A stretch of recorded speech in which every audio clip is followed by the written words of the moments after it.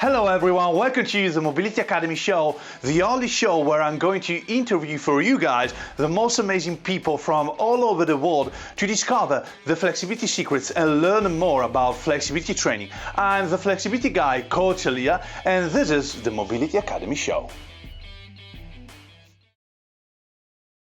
Hello everyone, welcome to the Mobility Academy show. I'm your host, Coach Elia, and who I have here for you today. I have this amazing coach, Catie, which I have the great pleasure to interview for you today. So, hello Catie, how are you? Just tell our listeners who you are and what you do in your life and what you like flexibility training.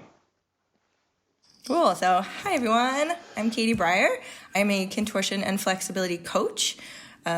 My background is in dance, power tumbling, and then actual contortion training, obviously, because I was a professional.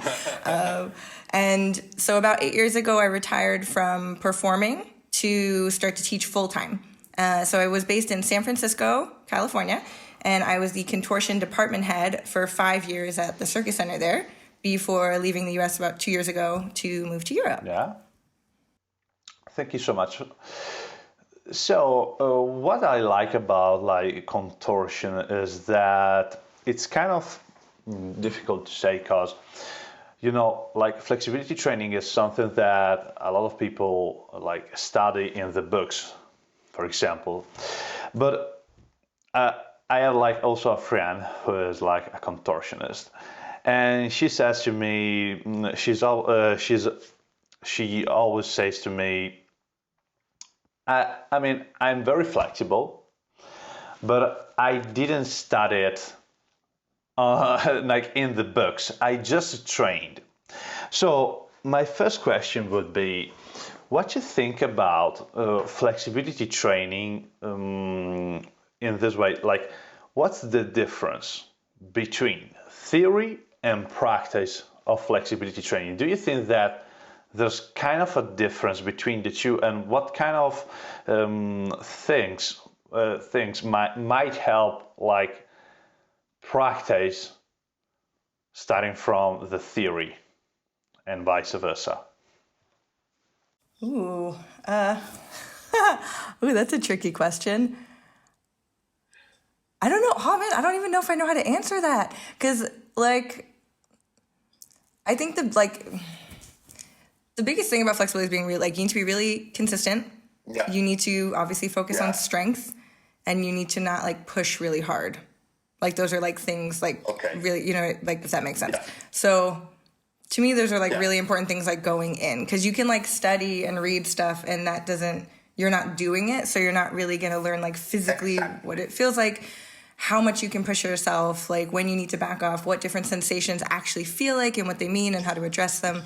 So I think just kind of consistently working on mobility, as people call it, mobility, flexibility, whatever, same thing, and just trying to move your body in more directions, start to push it more as you get more comfortable doing things.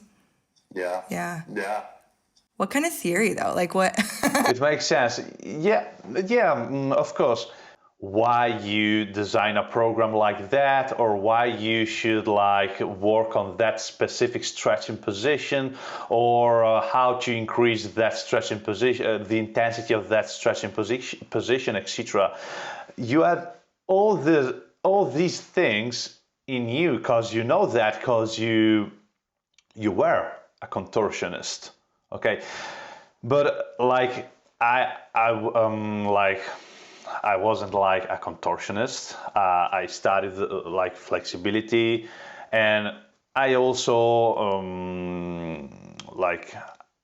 became good at both teaching and doing flexibility. Not at your level, of course, because you are crazily good. You're really flexible, and that was your job. Okay, so what do you think changes from the theory of flexibility training, which is trying to figuring out things in books or also reading, etc., and the practice of flexibility training? I understand. So I went I think I did like the opposite, you know, because it was like we just trained. Exactly. No, yeah, like no one explained anything. We just had to do it, and the coaches pushed us, and we never knew if it was safe, and that was you just did it, you know. And so like from just doing it, I have a very different like I have a different knowledge base, you know, like where I can pull from and what I understand that people can do, and the reason why you might start here to progress there, you know, like that might look less obvious. Yeah, that's exactly what I was meaning. Yeah. It's interesting. Yeah, like I honestly don't know how you'd go from like reading to then being like, and now I'm gonna do it because I never did that. Like I was totally opposite, you know, and like coming from a movement background as well. You know, like I was a dancer, I was a power tumbler, I did acrobatics, like I did a lot of stuff first too. So I already had a lot of body awareness and like understanding, and then it was just now push the flexibility part of it, you know. And sit on your head and just push more, you know? But I think it's really important that people actually, like, that you kind of understand the more theoretical side of things because it really helps to, like, not get injured. If you understand, like, you have to engage the opposing muscles to the ones you're stretching. Like, you need to know that. That's, like, a basic thing. And it translates, it doesn't matter if you're sitting on your head or not. Like, you need to do things of that nature and take little details like that from, like, kind of the basic, like, theory that you're talking about. And that translates into, like, all level of flexibility training. Of course, it makes sense. It makes sense. So you did like the opposite. You started from like a very good flexibility level, and you figured out throughout the years why you get there, and also to apply those concepts to others. And like when you train people right now, when you like try to increase the flexibility level of your students, etc. Like, what do you think about? Do you think about what you did in the past and you try to like take all those concepts and apply them on your students, or you have like a different approach now? Honestly, I don't know. I don't know how to explain my approach because like I've had a lot of people ask for teacher training, and I'm like, I can't, you know, like I'm like I can't put that on. I couldn't put that on paper because like I look at people, but when I look at people, like I have them do a bridge or a split or something, and I'm looking at 8 different things, and then like I immediately know what the next step is, and often it's regressing. Or, you know, like it's going, okay, stop, don't, nope, just come out of that and let's, you know, like rearrange. But I usually, my biggest thing when I guess I'm like assessing and working with students is I look at where their weaknesses lie, and usually like where their weaknesses and their strength lies. Does that make sense? So yeah, like where they're like literally weak, like what muscles are really weak and not helping. And then I address those because actually teaching people to like, if somebody's already really flexible, to get them more flexible usually isn't very hard. Like it's like if they're already kind of advanced, then you're just like, we keep going. But if someone's new or if someone has really big gaps in their flexibility, it's really important to kind of almost start over or fill in those gaps before moving forward. So that's usually what I look for. I look for the weaknesses, and then I like address those first, and then progress to kind of normalizing everything. According of course to the goals of your students, or you have like a generalized approach? Yeah, I mean, because often pretty much everybody who writes to me is like, I want to learn needle, and it's like, okay, but you can't touch your toes yet. So like we have a lot of work to do, you know, to like get to the point where we can do anything that's specifically for the tricks. Actually, okay, no, so I do take a more general approach because, like, whatever your goals are, you need to have really well-rounded flexibility for it to be safe. So I really always look at everything and how to make it all work better together. And then like actually learning the tricks, that part kind of just comes naturally if you build all the flexibility and strength together and even everything out as you go. Because then after, it's like, okay, now you just do the harder trick. Like all my students in San Francisco, we didn't really do chest stands early on. We would do like all the flexibility training. We'd even do forearm stands, handstands. And then after all of that was strong and flexible, then we would just do chest stands and they could just do them because they already had the strength and flexibility they needed. It wasn't them like suffering through trying to do something that they weren't strong or flexible enough for. So I take that kind of approach with everything. Yeah, it makes sense. So when you like talk about the weaknesses, you said like, okay, I try to figure out where are the weaknesses of my students, and with weaknesses you talked about flexibility and strength. Okay, so what I want to ask you now is what kind of strength do you think is needed in flexibility training? So why do I need like strength to, I don't know, to do a split, for example? Where do I need the strength to like perform the split, in your opinion? Yeah, well, it depends on which split you're doing. But pretty much always, you need glute strength. Like people are severely lacking in glute strength in general. Or people are like, well, I do lots of squats. And you're like, well, okay, that's not going to help your splits. Like that, the way that you build muscle, doing a squat does not translate into flexibility. So training like glute strength. That's exactly what I think. Yeah, because people will be like, I do weighted squats 5 days a week. I'm like, well, okay, good. Yeah, Bulgarian squats, I go to the gym, I do the hip thrust, I do my things. And why are you saying to me that my glutes are weak? I mean, man, the glutes are not only for squats. When you are in a split, they are really shortened and you need strength in that kind of range of motion there. Yeah. So finding where people are weak, where they hold on. Sometimes I have like five different thoughts at one time and then I short circuit. Yeah. But so in the way that I teach, you should be able to like actively move your body where you want it. So like if you were doing a split, like ideally the active versus the passive range wouldn't be drastic. Like you shouldn't be doing an oversplit like this high off the floor, and then if you go upside down, you're like in a little pizza slice.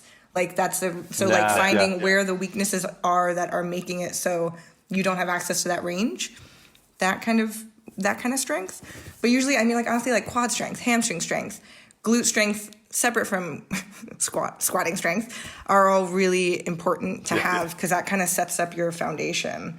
But so are like core is important, pelvic floor is really important because if your pelvic floor is really weak, it makes your hips all crazy. So like pelvic floor and glutes and hamstrings, like all of that just needs to be strong enough to support the positions. It doesn't need to be like so crazy, tense, engaged all the time, but those muscles should be strong and conditioned to work when they need to so that they can kick in when you're putting yourself in a really crazy stretching position. Positions, yeah.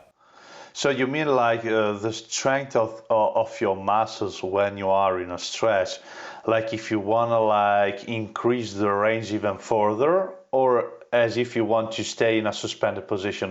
What I mean with that is like, let's assume I am in a middle split. Okay, so I am like in a middle split here. I need the strength in my glutes as if I want to like lift my feet from the floor. So that's the kind of activation I need there, but I also like need an activation like pushing my feet towards the floor. So no, I mean, obviously there's like the PNF style or like, like eccentric strengthening, like stretching kind of stuff. Yeah. But what I focus on the most and what I feel works the best is even in the middle split, like you're trying to squeeze kind of like that outside butt area to like open your legs wider, and that engagement will help your body go further, will help the other muscles release, and getting those strong. And for most people, especially in middle splits, that specific part of your butt you need to use is super weak. And especially it's like, how do I use that if you don't know how to yet? So getting that strong and then getting the body awareness to like use it when you want to is really important. But it's same for the front splits. Like your quads need to be active to help your hamstrings release. Exactly. Okay, so it's like active contraction, like as if I want to go further into the range. Mm-hmm. Yeah. Like you use the kind of top muscles, I guess, like in splits, if you can think about that, use the top muscles to push you further rather than having someone sit on you or just like, putting weight, like, using opposite muscles of the ones that need to release to help you go more. Okay, this makes sense. It's really interesting. Because I want to also ask you. Now we're talking about stretching methodologies. So staying there passively or using PNF or active contractions. Maybe you use a lot of stretching methodologies because they come naturally to you because you used them in the past and you know the thing. But yeah, it's all in your brain. But I want to ask you, what do you think for most people? I'm just a generalized answer. So what do you think that most people need during their flexibility training to increase their flexibility level? So you start with passive stretching and then you introduce them to PNF and maybe just with... I start with strength training and conditioning and then introduce flexibility, introduce stretching. Because even strong people need that kind of specific muscle work to then feel more comfortable in the stretches. Because often if people just start with passive stretching, they get a lot of pain in the joints. They get, you know what I mean? They'll have lingering, they'll be oh, my muscles always feel overstretched. It's well, none of them are strong. They need to be strong enough to be able to be stretched, So I actually start with, I have most of my online programs that are available are conditioning programs. They're conditioning to help with flexibility. And that's whenever people are I want to start, I'm just buy my contortion strong programs. That's where you start. And then you can add the flexibility later. Or doing it together, obviously. But that's usually the thing that needs more work than actually sitting in stretches and holding them for a long time and relaxing and everything. Yeah. So it's a conditioning training, which is just to make sure I got it right. So it's a conditioning training with the purpose of increasing the range of motion of certain joints. So for example, the splits or a squat or touching your toes, I don't know. You use some kind of exercises which build strength and range of motion and flexibility in that range through kind of muscles, contractions, etc. Yeah. So using, because even the programs I have, it's the direction that you're putting your body in doing the conditioning will get the right muscles working. That will help make splits and lunges and everything feel more comfortable. Because that's the top thing is you shouldn't go into a lunge and be oh my God, this hurts. It shouldn't just hurt. And a lot of people do. They're just oh, when I do everything, it just hurts. And I'm well, that's most people feel like that when they start because they think, oh, stretching hurts. It should hurt. Yeah. And it's nah, not really. It shouldn't hurt. It should feel if you work out, when you work out and you're oh, muscles are working and they're everything's for a reason. That's how stretching should feel. And often it's the strength that's lacking that makes everything hurt. That's really interesting. And we can say that to improve your splits or whatever, your pike, your pancake, your stretching positions, you need to do also other things. So to improve a split, you don't need to do the splits. Yeah. Not honestly, no. No, you when I teach, obviously I have people do splits, but it's everything else that you do before and after that's gonna dictate. That's gonna, I'm not sure what word I'm looking for. That's basically gonna make it so your split gets better. If you're not doing any prep and all you do is practice just doing splits, it probably won't get better. But if you work on your pike, you work on your lunge, you work on your active flexibility, you work on your strength moving through different ranges of motion, that will help your split get better. rather than just sitting in a split passively. Like obviously that's an extreme, but yeah. Yeah, this is really interesting because, I mean, a lot of people like think about the splits, as you said, as something that hurts so bad. They stay there. They try to get deeper and deeper just by staying there, but each one happen, because you need like more kind of stretches. You need to start from the basics, as you said. You need to activate your muscles correctly to stay there, and you maybe some kind of pain, of course, is completely fine, but you don't need to stay there trying like feeling that kind of huge pain the whole time, rather than like spending your time on different exercises and maybe conditioning to like improve your joints health and your joints strength in those like stretching positions. And with that, it's really interesting that you know all these concepts by starting from like a contortionist school and like figuring out all the pieces of the puzzle to understand how to like bring people to their goals. And that's really awesome. Oh, thanks. Yeah, I had to like reverse engineer everything. And yeah, you reverse engineered everything. Yeah. So now, since you are like a coach, you surely like you have been you trained kids and also adults. And are there any differences for you in their flexibility training that you should take into consideration when you train them? Yeah, I don't like working with kids actually.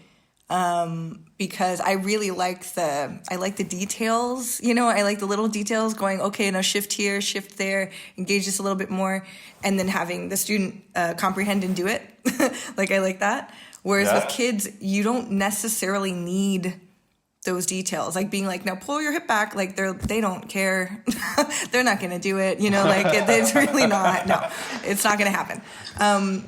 So like with kids, it's like, you can kind of like push them more, you know, like you can just be like, I'm going to put you in this position and you're going to stay there. And then as long as you're doing like a lot of other like general conditioning, which usually you would, like flexibility would be like a component of their training. As long as you're doing all of the other strength stuff for their acrobatics or their aerial work or anything like that, it's going to balance itself out, like how much they're pushing. So like it's very different. It's just a total, like I don't like it because I like the harder thing because it's more interesting and it keeps it more exciting rather than like, I don't want to babysit somebody and be like, straighten your leg, straighten your leg, straighten your leg, straighten your leg. Nope, sit there, straighten your leg. Like, But kids, you have to do that. Like, that's what you do. You just hold it, do it. Just get them stretching. You can kind of push them a little bit more and then just make sure they do a bunch of conditioning. And like, they will get there eventually. But with adults, that works for some people, but it doesn't work for most people.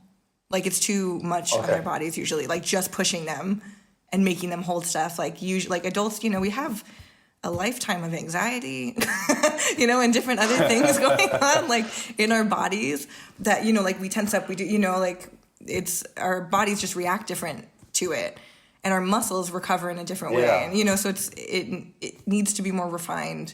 It needs to be a little bit less aggressive, you know, for it to consistently like and smoothly see progress. Also because like the joints of adults are really different from the joints of kids, and you can't push through on adults as you do on kids. Yeah, or like, you know, adults are runners, or, you know, like you've been a climber your whole life. You know what I mean? Like whatever kind of stuff, like you've developed movement patterns that are sometimes really stuck, and just pushing doesn't usually work. Like you need to kind of trick your body into fixing the pathways rather than just pathways, pushing. Yeah. But with kids, like, they don't have that, like, they don't have any of that. They're so carefree. And their bodies And have you ever like taught to kids in San Francisco or in any other contortionist workshop or classroom or I don't know? Yeah, I've taught kids. Like when I was at the San Francisco Circus School, they made me there were youth circus, and there was like the young kids, and then there were like the teenage older kids. And they made me like the head of the younger kid. They made me like the head coach of the younger kids. And I did it for like 6 months, and then I was like, no. I was like, someone else. I don't want it. I was like, I can't come in here and just have to, tell them to like do like the whole time. You have to be telling them what to do or pushing on them. And then they're like, but that hurts. And I'm like, I don't want to torture you. I don't want to, I'm like, I don't want to make you. And then they would always give me like the problem kids too. They'd be like, this one can't get more flexible, so you deal with it. And I was like, no. So like all of the people, the ones who were good, they would give to other coaches because they were like, it's fine, they'll get more flexible. Yeah, so I always had like the problem kids. But I did have some like teenage students that I worked with consistently over a few years that I liked. Yeah. Like that was cool because similar to kids, you can push them, but like they can actually take corrections and comprehend like why they're doing things, and if they have a question about why, they ask you instead of just being like, "Ow, you're hurting me." It makes sense. It makes sense. And now we've talked about adults and flexibility training. So you train mostly adults. And have it ever happened to you that maybe someone asked you like, okay, I don't know, 60 years old or 50 years old, can I still like reach the splits or I don't know, a back bend or a bridge, anything? And what you think about that? So, like, can everyone improve or reach a stretching position like a split or a back bend, a bridge at whatever age? Yes. Well, okay, hold on. Yes-ish. So like if you don't do anything and you're like not an active human being, and then at 50 years old you're like, now I want to stretch, that would be something that I wouldn't be so sure about. But if you are active, if you've been active your whole life, you can get a lot more flexible. I work with a lot of students online actually that are like over 50, and they do see like a lot of improvement. Oh. Yeah, I actually do like my targeted flexibility training. I have a lot of people that are signed up that are over 50, and a lot of them are yogis or they do like acro yoga, or, you know what I mean? Like they're active and they do stuff. And they want more flexibility like for that purpose. They're not looking to be contortionists, but they want to be more comfortable in their yoga practice or whatever. And they make a lot of progress. It's a little slower than someone who's 20, but they're able to make honestly the same amount of progress as some of the 20-year-olds. The one, just depending on their background. Yeah. So some of them are like doing like over splits. They're really, really flexible in their back. Some of them are tighter, but they're like getting here in their splits, and they were like up here before, so it's definitely possible. It's just important to be super patient when you're older. Like it will not come overnight. And like the kind of like joint health, the strength, it becomes even more important as you get older. Of course. But it's totally possible. Yeah. Absolutely. Of course. And now you said like I've trained a lot of yoga people, maybe hand balancers, maybe I don't know, fitness enthusiasts. But your approach is more like a contortionist approach or something like that. Do you think that this kind of approach is something that might be useful like for flexibility training for everyone? Yeah, definitely. I mean, because like the way that I structure the training is that like anyone can do it. But the reason that I sequence things the way I do, the type of exercises I give, are assuming that they might eventually one day want to progress into contortion type stuff. So it's okay if that's not your goal, but if you wanted to, you'd be preparing your body for that down the road. Because most of the, like, Here you are. yeah, exactly. Yeah, like you're ready. You're just now you can do that part. But yeah, I mean, honestly, most of my clients are not contortionists. Like when I'm able to work with people in person, they're contortionists. I only work with like people who are actually at that level. But online, I mean, a lot of like, I've worked with even a lot of people in Cirque du Soleil do my targeted training because they don't have a flexibility coach maybe there, or they didn't have good flexibility training at circus school, like whatever it is, like they're missing something. So I have like people who do that. I have hand bouncers, aerialists, lots of pole dancers, lots of yogis. And then a lot of people who are like, I just want to be flexible. You know, like they're like, I just want, and it's like, okay. But people, so it's from all over. But I think something that's fortunate for me is that I was a circus performer. So like, I know exactly what's needed because like I did a little bit of aerial. I wasn't good at it, but like, I know what you need to look better in the air. I know what you need in hand balancing. I trained a lot of hand balancing. I know how you need to use your body. Like again, it's like, it's in there.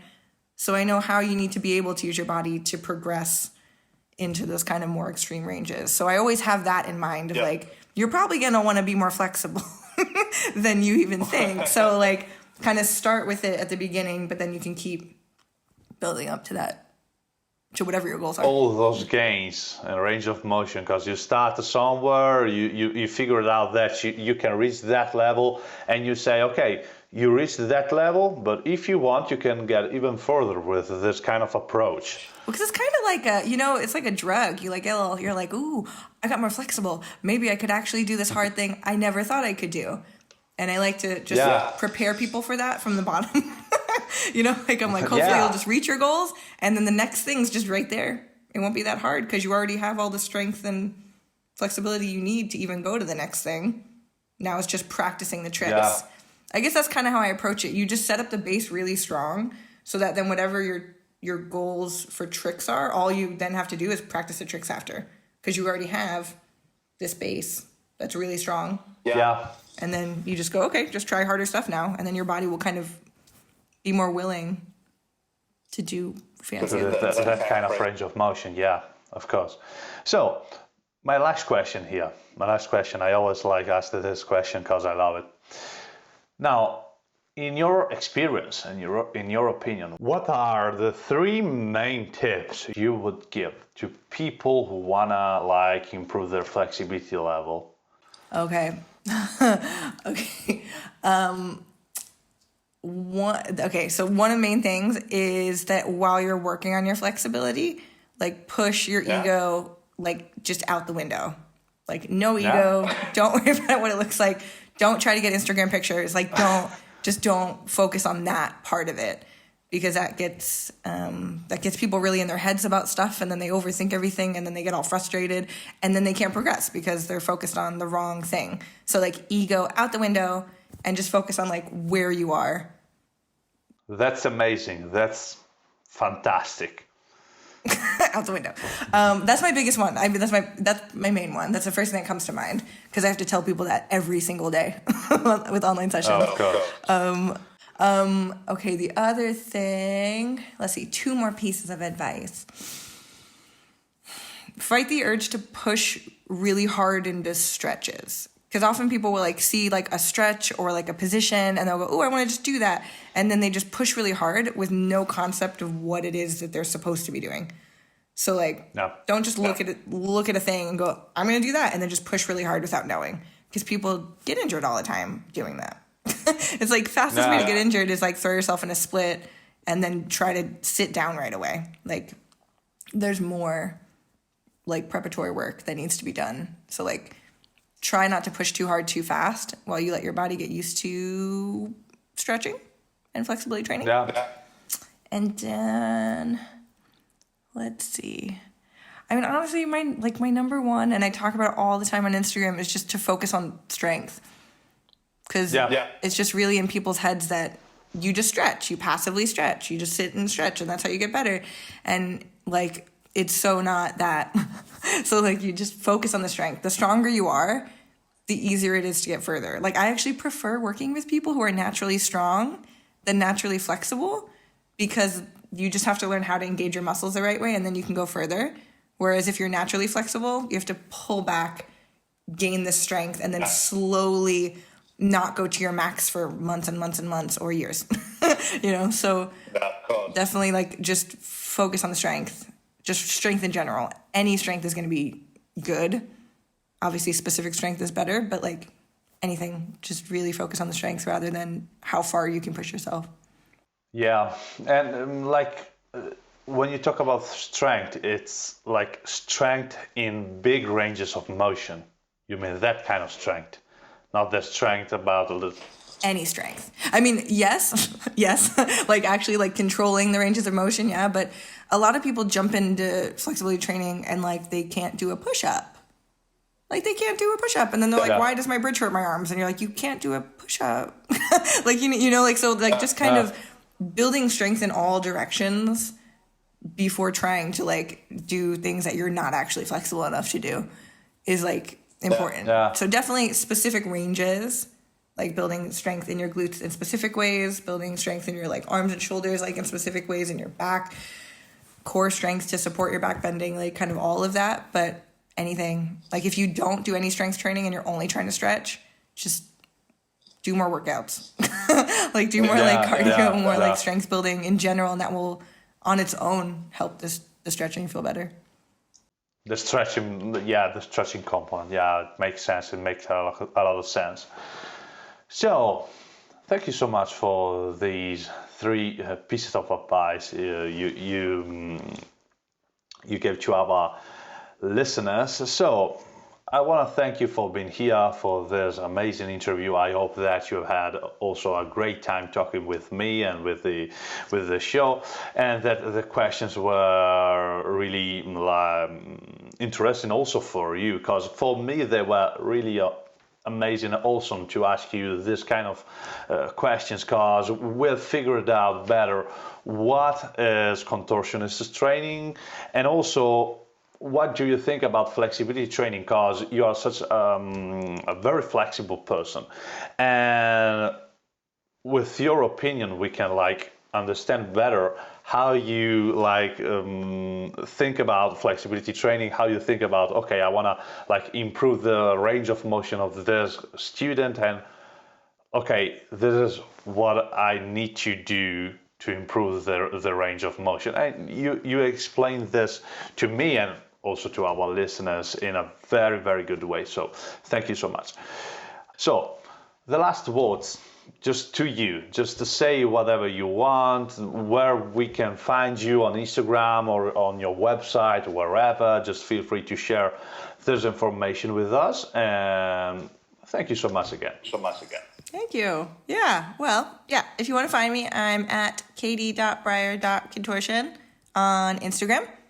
Website's Catie Brier Contortion. If you just Google Catie Brier Contortion, you can find me and all my programs. Lots of programs for all different levels if you want them. Otherwise, you can just follow me on Instagram and see some of the information that I post there too. I try to show lots of fun stuff from my students, reaction videos of me freaking out, and then just sharing kind of helpful tips and tricks as well.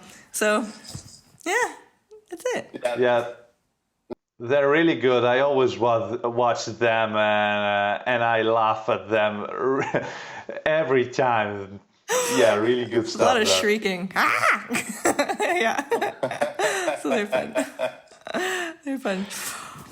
Well, yeah, no, that's it. That's all my stuff. Thank you so much again. Thank you. It was lovely. Bye-bye. Have a nice stretch. Bye. Alright guys, that's all for this episode of the Mobility Academy show with Catie Brier. I want to remind you that you can follow us on Instagram and you can leave a comment here down below on this video if you have any further questions for us, okay? Thank you so much for watching and see you in the next episode of the Mobility Academy show.